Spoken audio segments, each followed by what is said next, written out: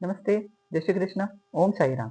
मैं करुणा शाह तमाम साई भक्तों का स्वागत करती हूँ आपके अपने यूट्यूब चैनल पर, जिसका नाम है साई करुणा।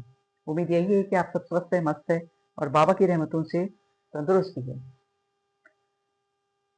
इसके पहले मैंने अपना खुद का पर्सनल एक अनुभव आप लोगों के साथ शेयर किया था कि जब कभी साई सच्चरित्र में पढ़ा करती थी, तो एक मन में इच्छा हो जाती है कि कोई एक इंसान आकर, एक ब्राह्मण आकर अपने घर पर खाना खाकर जाए, तो इससे बड़ी कोई बात हो ही नहीं सकती।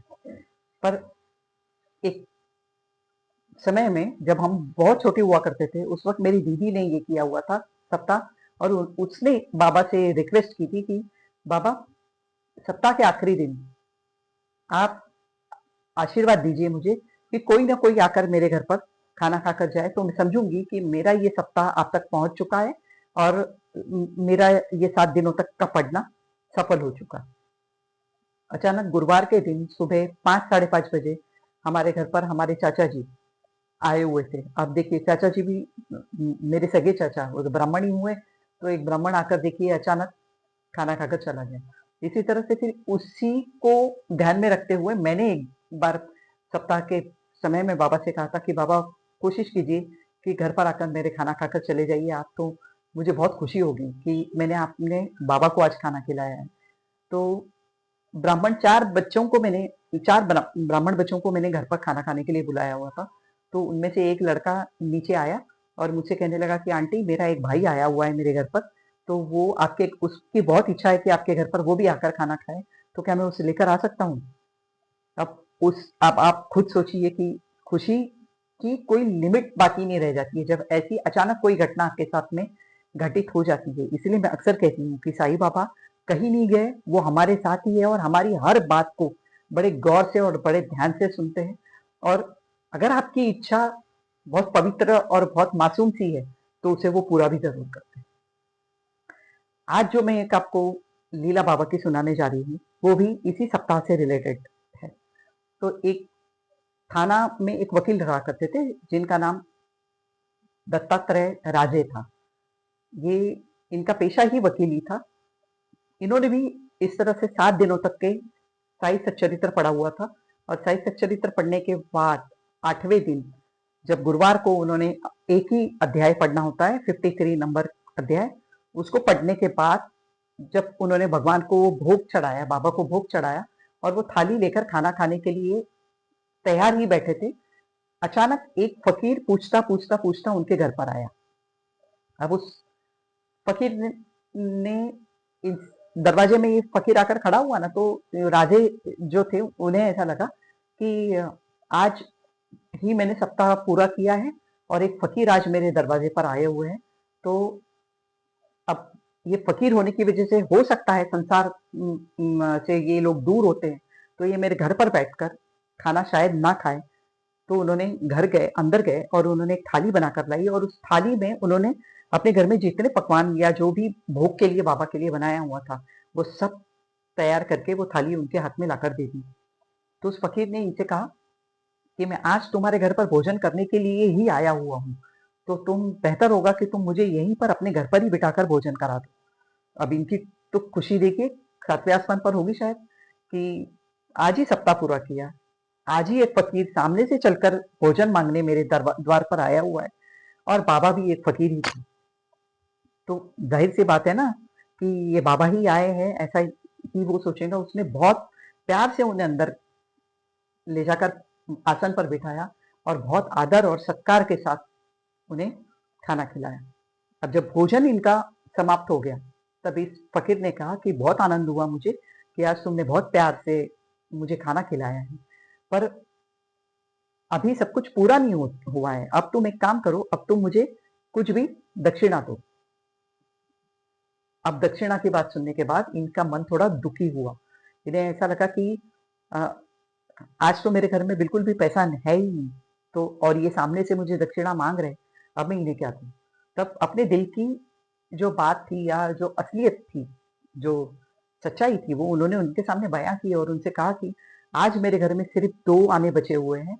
एक क्लाइंट है मेरा, तो पक्षकार है मेरा, वो आज सुबह सुबह मेरे घर पर आने वाला था, और वो मुझे 50 रुपए मेरी फीस देने वाला था मुकदमे की, पर आज वो किसी कारणवश नहीं आ पाया है, तो मेरे घर में सिर्फ 2 आने हैं अभी इस वक़्त। तो आप अगर कहते हैं तो मैं वो 2 आना आपको देना पसंद करूँगा, पर मुझे खुद खराब लग रहा है ये चीज़ कि मैं आपको सिर्फ 2 आना ही दे पाऊँगा। अगर वो मेरी 50 रुपए फीस मुझे देकर गया होता, तो पूरे 10 रुपए मैं आज आपको दक्षिणा के रूप में दे देता था। उस ज़माने में 50 रुपए, 10 रुपए बहुत बड़ी बात हुआ करती थी। आना भी काफ़ी चला करता था। तो उन्होंने ये जो फ़कीर थे ना, इन्होंने कहा, "तो तू बुरा क्यों मान रहा है इस बात का? वो सुबह नहीं आया तो क्या हुआ? वो आज 3 से 4 के बीच में तेरे घर पर आएगा और तेरे पूरे 50 रुपए फीस के तुझे देकर फिर जाएगा यहाँ से।" अब इन्हें थोड़ा यकीन इस बात पे नहीं हुआ, क्योंकि ये जो इनका क्लाइंट था, पक्षकार था, ये बाहर गाँव से आने वाला था और आम तौर पर वो जल्दी सुबह आ जाया करता था, ये उसका समय था नहीं आने का। तो उससे थोड़ा यकीन तो नहीं हुआ, पर सच में 3:15 बजे के करीब-करीब वो जो क्लाइंट था इनका, वो इनके घर पर आया और इन्हें 50 रुपए अपनी फीस की देकर लेट होने के लिए सॉरी बोलकर वहाँ से निकल गए। अब ये जो फ़कीर था ना, ये इन्होंने उनसे कहा था कि 3 से 4 के बीच में वो आएगा और तुम्हें अपनी फीस देकर चला जाएगा और मैं फिर अपनी दक्षिणा लेने के लिए तुम्हारे घर पर 5 बजे आऊँगा। एग्ज़ैक्ट 5 बजे दत्तक के स्वरूप में ये फ़कीर जो था इनके गेट पर खड़ा हुआ और वो दत्तात्रेय जी से पूछने लगा कि तुम्हारा क्लाइंट आकर तुम्हें तुम्हारे 50 रुपए देकर गया होगा अभी, तो चलो मुझे मेरा हिस्सा दे दो अब। वो अंदर गए और खुशी-खुशी उन्होंने 10 रुपए निकाले और उस फ़कीर के हाथ में टिकाए। उस फ़कीर ने अपनी जेब में हाथ डालकर उदी निकाली इन्हें देने के लिए, और जैसा ही इन्होंने हाथ आगे किया तो उदी की जगह पे वहाँ पे गुलाब के फूल बन चुके थे और वो इन्हें आशीर्वाद देकर वहाँ से निकल चुके थे। ये होता है। सप्ताह जो होता है ना, उसे आप दिल से करते हो, तो ये पूरे 7 दिन, 8 दिन आप समझ लीजिए कि आप पल-पल साई के पास में रहते हो। आप तो हो, आप उन्हें याद कर रहे हो, पर वो भी आपको नहीं भूल रहे हैं। किसी न किसी रूप में अगर अच्छी भावना से आप उन्हें इनवाइट करोगे, आपकी भावना इम्पोर्टेंट है। हमेशा भाव इम्पोर्टेंट होता है। भाव वहाँ तक पहुँच रहा है। खाने से उनको कुछ लेना-देना नहीं, पंच-पकवान उनके भोग चढ़ रहे हैं। आज शिरडी में साईं बाबा के सामने सोने की थाल में, सोने की झारी में पानी पिलाया जा रहा है। उन्हें किस चीज़ की कमी है? पर आपका भाव अगर वो है, बहुत पवित्र है ना, तो कृष्ण ने सुदामा जी के हाथ से उनकी बीवी के भेजे हुए दही और पोहा खाकर भी पूरा वैभव उनको लौटा दिया था। तो ये कृष्ण भी आपको, आपके भाव को चाहेगा, आपको कभी नहीं भूलेगा। इतना यकीन ज़रूर करते जाइएगा। सप्ताह करते रहिए। मैं तो कहती हूँ जिन-जिन लोगों ने साई सच्चरित्र जिन-जिन के घर में होगा, सप्ताह करके उसका अनुभव ज़रूर लीजिएगा आप।